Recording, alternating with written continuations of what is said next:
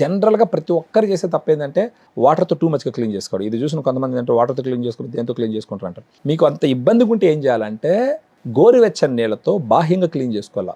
Normal వాటర్తో డీప్గా clean చేయకూడదు. ఏమవుతుందంటే అక్కడ ఉన్న గుడ్ బ్యాక్టీరియా వాష్అవుట్ అవుతుంది. ఈ వాటర్తో మళ్ళీ క్లీన్ చేసినప్పుడు ఆ గుడ్ బ్యాక్టీరియా వాష్అవుట్ అయిందంటే అక్కడ ప్రొటెక్షన్ చేసేదానికి గుడ్ బ్యాక్టీరియా ఉండదు. Even antibiotics, antifungals, vaginal washes వీటన్నిటప్పుడు కూడా గుడ్ బ్యాక్టీరియా దెబ్బతింటుంది. ఆ గుడ్ బ్యాక్టీరియా రీస్టోర్ చేయడానికి వాడేది ఫెమిడిలైట్.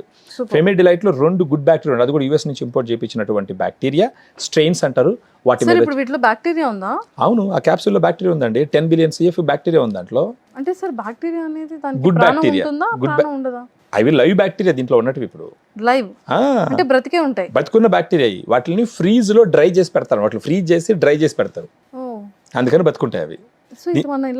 ఇది రోజుకు ఒక క్యాప్సూల్ వేసుకోవాలి నైట్ డిన్నర్ తర్వాత. ఈ క్యాప్సూల్ రోజుకు ఒకటి తీసుకుంటూ పోతే వైట్ డిశ్చార్జ్ ఉంటే ఒక 1 month గడిచిన తర్వాత ఒక 50% డిశ్చార్జ్ తగ్గుతుంది. దురద తగ్గుతుంది, డిశ్చార్జ్ స్లోగా తగ్గుతుంది. ఆ తర్వాత స్మెల్ తగ్గడం మొదలు పెడుతుంది. ఎంతోమంది నాకు ఫోన్ చేసిన ఎంతోమంది సంవత్సరాల తరబడి ఇన్ఫెక్షన్స్తో సఫర్ అవుతున్న వాళ్ళు ఫెమిడిలైట్ వాడుకొని హ్యాపీగా ఉన్నారు. వర్కింగ్ క్లాస్ ఉమెన్ కానీ, హౌస్ వైఫ్స్ కానీ, రకరకాలుగా జనాలు ఎంతోమంది ఫెమిడిలైట్ వాడుకొని ఇన్ఫెక్షన్స్ తగ్గించుకొని చాలా హ్యాపీగా ఉన్నారు. దాంతోపాటు మనం యూటీ బ్రీజ్ కూడా వాడమని చెప్తాం. ఓకే, ఈ యూటీ బ్రీజ్ అనేది దేనికి యూస్ అవుతుంది? ఇది వచ్చేసి యూరినరీ ట్రాక్లో ఉండే infections. Urinary tract, vagina, urethra, vagina, anus. లేడీస్కి ఇటు క్లోజ్ ప్రాక్సిమిటీ ఉంటుంది. ఒకవేళ వెజైనల్ ఇన్ఫెక్షన్ ఉంటే యూరినరీ ట్రాక్ బద్ది, యూరినరీ ట్రాక్లో ఇన్ఫెక్షన్ ఉంటే వెజైనాకు మూవ్ అవుతుంది. సో అందుకని యూరినరీ ట్రాక్లో ఉన్న ఇన్ఫెక్షన్ కూడా కంట్రోల్ చేయడానికి యూటీ బ్రీజ్ అనే టాబ్లెట్ వాడమని చెప్తారు. రోజు మార్నింగ్ ఒక టాబ్లెట్ బ్రేక్ఫాస్ట్ తర్వాత. దీంట్లో డిమానోజ్, క్రాన్బెరీ ఎక్స్ట్రాక్ట్ అని 2 ఉంటాయి. ఈ టాబ్లెట్ వాడడం వల్ల యూరినరీ ట్రాక్లో ఈకోలై అని ఒక బ్యాక్టీరియా ఉంటుంది. అది బ్యాడ్ బ్యాక్టీరియా. దానివల్ల యూరినరీ ట్రాక్ ఇన్ఫెక్షన్ వస్తుంది. ఇదేం చేస్తుంది, ఆ ఈకోలై బ్యాక్టీరియాని మూత్రనాళాల గోడల మీద కూర్చోకుండా ఇది పోయి అడ్డుపడి ఈ యూరిన్ ద్వారా ఫ్లష్ అవుట్ చేస్తుంది. సో యూటీ బ్రీజ్ ఏం చేస్తుంది అంటే బ్యాడ్ బ్యాక్టీరియాని యూరిన్ ద్వారా బయట పంపిస్తుంది. ఫెమిడిలైట్ గుడ్ బ్యాక్టీరియాని వెజనాలో డెవలప్ చేస్తుంది.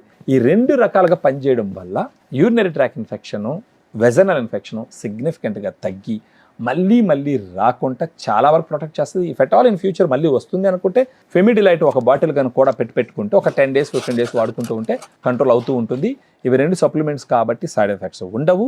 ప్రత్యేకించి ఫెమిడిలైట్ వెజనల్ ప్రోబయాటిక్ కాబట్టి సైడ్ ఎఫెక్ట్స్ ఉండే ఛాన్సే లేదు. హ్యాపీగా వాడుకోవచ్చు. Thank you sir, thank you so much. Thank you అండి. సో చూసారు కదా ఫెమిడిలైట్ అది ఎంత బాగా మన ఫీమేల్ అందరికీ యూజ్ అవుతుంది అనేది చాలా క్లియర్గా ఎక్స్ప్లెయిన్ చేశారు. కాబట్టి మీలో ఎవరికైనా సరే అలాంటి ప్రాబ్లమ్స్ ఫేస్ చేస్తున్నప్పుడు, ఎవరితో షేర్ చేసుకోలేనప్పుడు, డాక్టర్ దగ్గరికి కూడా వెళ్ళడానికి ఇష్టపడలేనప్పుడు ఖచ్చితంగా ఈ ఆర్డర్ని అయితే హ్యాపీగా మీరు ప్లేస్ చేసుకోవచ్చు. సో వెంటనే ఆర్డర్ చేసుకోవాల్సిన కాంటాక్ట్ నెంబర్ కింద స్క్రోల్ అవుతుంది కాబట్టి ఇప్పుడే కాంటాక్ట్ అవ్వండి. Thank you.